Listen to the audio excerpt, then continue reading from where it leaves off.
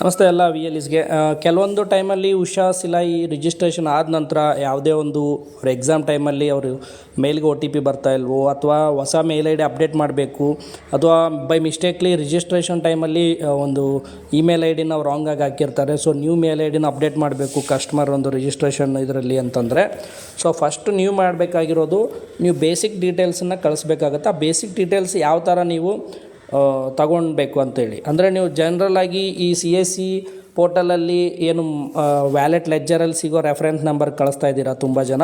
So ಅದು ಕಳಿಸ್ಬಾರ್ದು. Actually ಅದು ಯಾವ ಥರ ರೆಫರೆನ್ಸ್ ನಂಬರ್ ತೊಗೋಬೇಕು ಅಂತಂದರೆ, ಡಿಜಿಟಲ್ ಸೇವಾ ಪೋರ್ಟಲಲ್ಲಿ ಸೆಲ್ಫ್ ಪೇಡ್ ಅಂತ ನೀವು ಸರ್ಚ್ ಮಾಡಿದರೆ ಈ ಥರ ಸೆಲ್ಫ್ ಪೇಡ್ಗೆ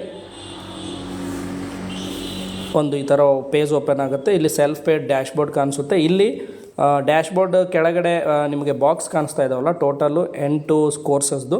ಸೊ ಇಲ್ಲಿ ನಿಮಗೆ 4ನೇದು Usha sewing and tailoring course ಅಂತಿದೆಯಲ್ವ, ಇಲ್ಲಿ ರಿಜಿಸ್ಟ್ರೇಷನ್ ಸ್ಟೇಟಸ್ ಮೇಲೆ ಸೆಲೆಕ್ಟ್ ಮಾಡಿಕೊಂಡ್ರೆ ಇಲ್ಲಿ ನಿಮಗೆ ಓಲ್ಡು ನೀವೇನಾದರೂ ರಿಜಿಸ್ಟ್ರೇಷನ್ಸ್ ಮಾಡಿದರೆ ಇಲ್ಲೇನಾಗುತ್ತೆ, ನಿಮಗೆ ಇಲ್ಲಿ serial number, student name, email I D, mobile number, ಇಲ್ಲಿ ಟ್ರಾನ್ಸಾಕ್ಷನ್ ಐ ಡಿ ಅಂತಿದೆ ಅಲ್ವಾ, ಆನಂತರ VLE ID.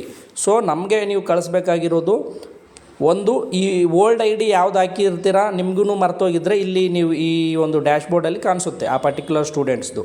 ಸೊ ಇಲ್ಲಿ ಸ್ಟೂಡೆಂಟ್ ನೇಮ್ ಇರುತ್ತೆ, ಅದ್ರ ಎದುರುಗಡೆ ಅವ್ರು ಓಲ್ಡ್ ಇಮೇಲ್ ಐ ಡಿ ಯಾವ್ದು ಹಾಕಿದ್ರೆ ಅದನ್ನು ಇರುತ್ತೆ. ಅದನ್ನು ಆ್ಯಸ್ ಇಟ್ ಈಸ್ ಕಾಪಿ ಮಾಡಿ, ಅದಾದ ನಂತರ ಟ್ರಾನ್ಸಾಕ್ಷನ್ ಐ ಡಿ ಕೂಡ ಇರುತ್ತೆ.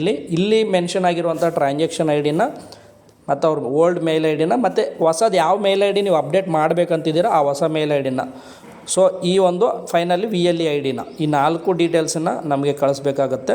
ಸೊ ಇಷ್ಟು ನೀವು ಡೀಟೇಲ್ಸ್ ಕಳಿಸ್ಕೊಟ್ರೆ ನಾವು ನ್ಯೂ ಮೇಲ್ ಐ ಡಿನ ಈ ಒಂದು ಅವರು ಒಂದು ಲಾಗಿನ್ಸ್ಗೆ ಅಪ್ಡೇಟ್ ಮಾಡ್ತೀವಿ.